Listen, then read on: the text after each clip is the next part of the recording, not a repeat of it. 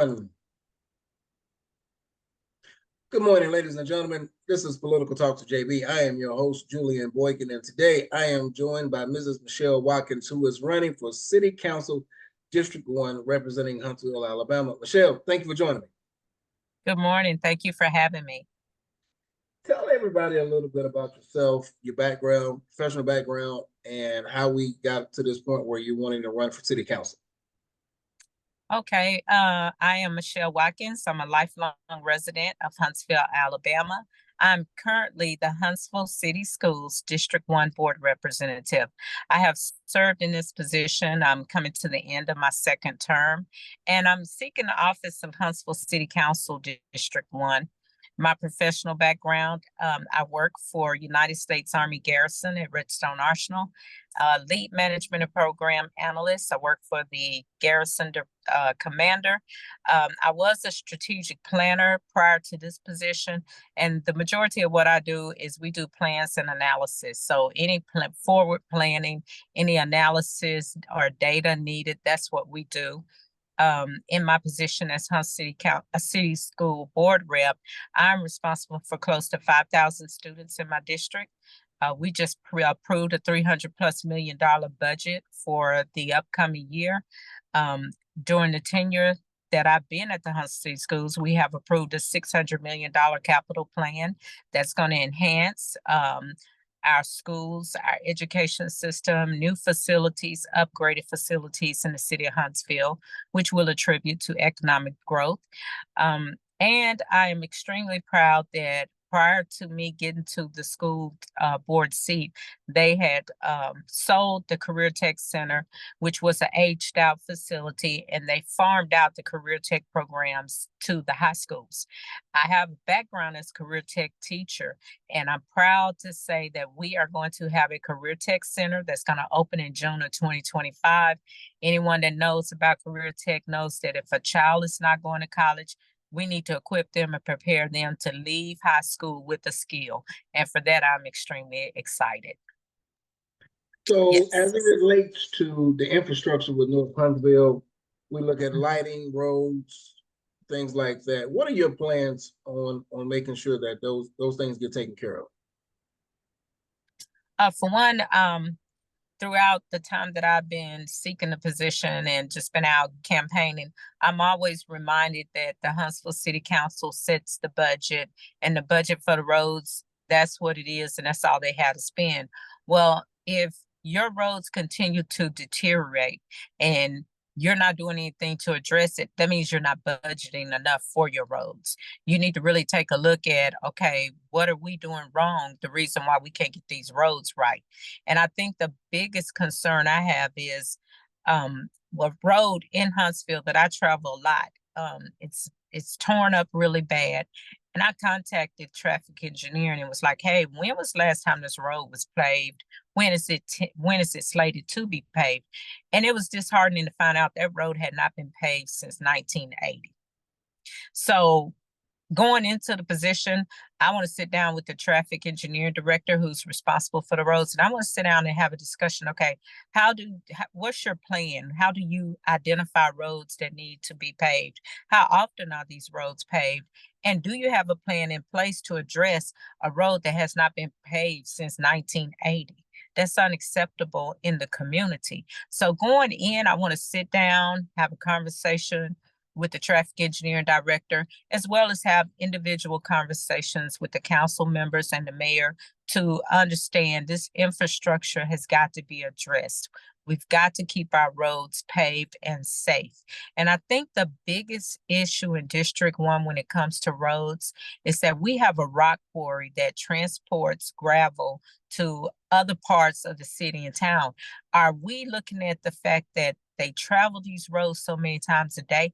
Have we thought about increasing the grade of the asphalt that we put down to put a extra layer of gravel over the road to make sure that the road is just not, by the time you pave it, a couple of months later, it's going to be back to the same condition?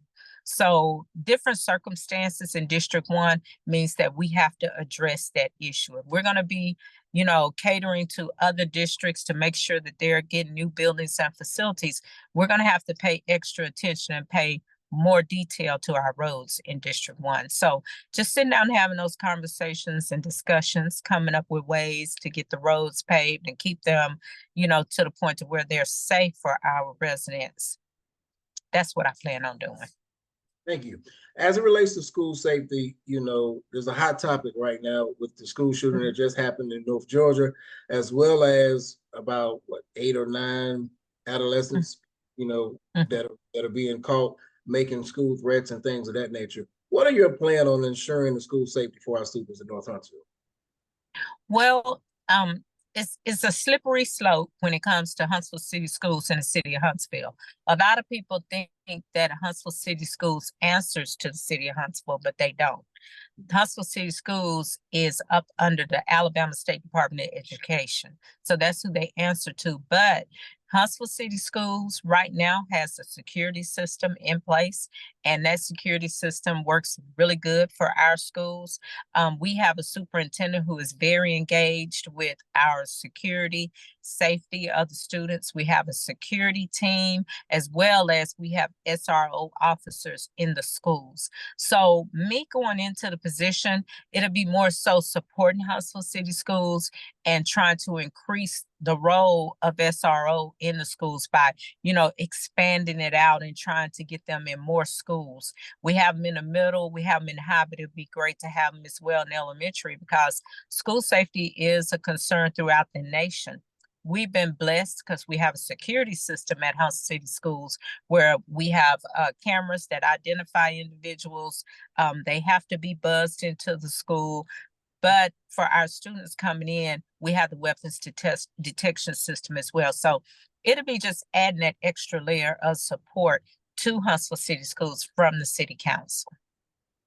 Great, great. As it relates to communication and transparency, what are your plans on making sure that the residents of District 1 are well aware of what's going on as it relates to upcoming projects and things of that nature?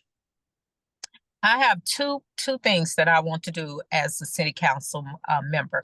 One, I want to initiate the Michelle communication plan, which means once a month, I'm going to go to different parts of the city, and for 4 hours, wherever, like I'll give you an example. I'll go to the Richard Shower Center. I will be there from 4 to 8 to sit down, talk to the residents. People can drop in. It's like an open door wherever I'm at. You come in and you talk to me about your issues, your concerns, whether it's good or bad. That's what your council representative has to be prepared for. And I want to have those conversations because a lot of times people are not going to come to city council. So why not bring city council to them?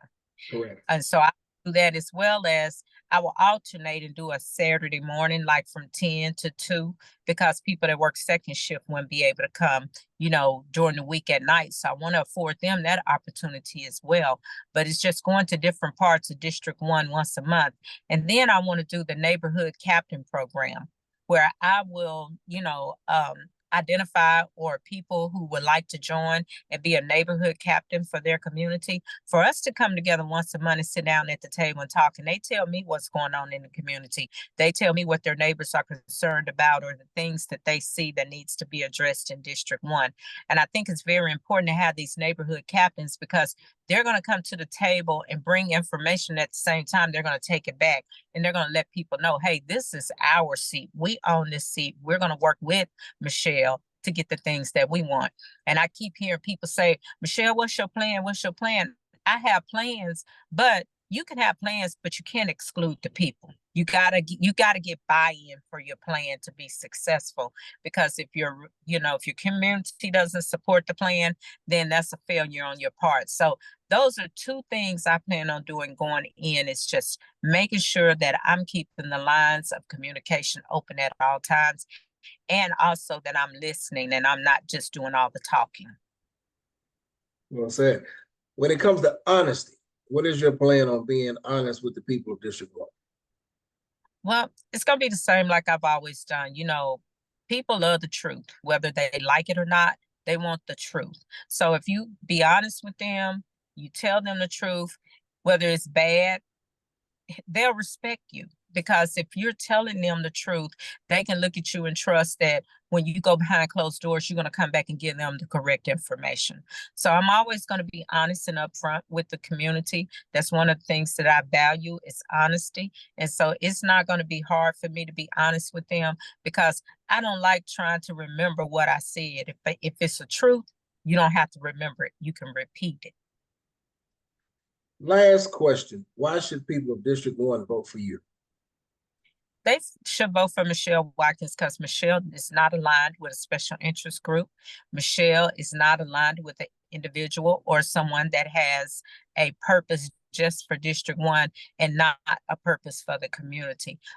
You should vote for Michelle because I'm going to be your voice and I'm going to speak up for you and I'm going to advocate for you at all times. I'm going to bring integrity back to the office as well as I'm going to be at the table making decisions and not sitting in a high chair. I'm not going to be left out of the conversation. I'm not going to be the one to go along and get along. A lot of people say, Michelle, you need 3 votes. You don't need 3 votes. You need to sit down as adults and talk about what's best for this city.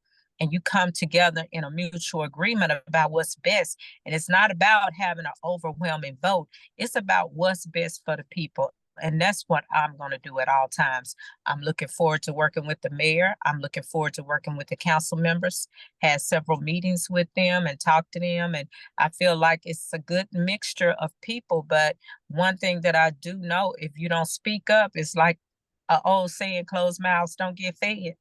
So if you're not opening your mouth and expressing to them the things that you need for your community, they don't know what you need for your community. They don't live in your community. They're depending on you to tell them. So that's what I'm going into the office to do. And that's why you should select Michelle Watkins, because I'm going to keep the honesty and the truth at the forefront of informing the residents. And not only that, I just look forward to serving people. I have a servant's heart. It's not a job for me, it's a service. So that's why you should elect Michelle Watkins. If people want to get in contact with you, ask you any more questions, or make a donation to your campaign, how can they do that? If they'll go to my website, it's www.watkins2024.com. Have contact information on there, have a volunteer button on there, as well as I have a donate button on there. If they would just go to www.watkins2024.com. Ladies and gentlemen, Mrs. Michelle Watkins, campaigning for City Council District 1, representing Huntsville, Alabama.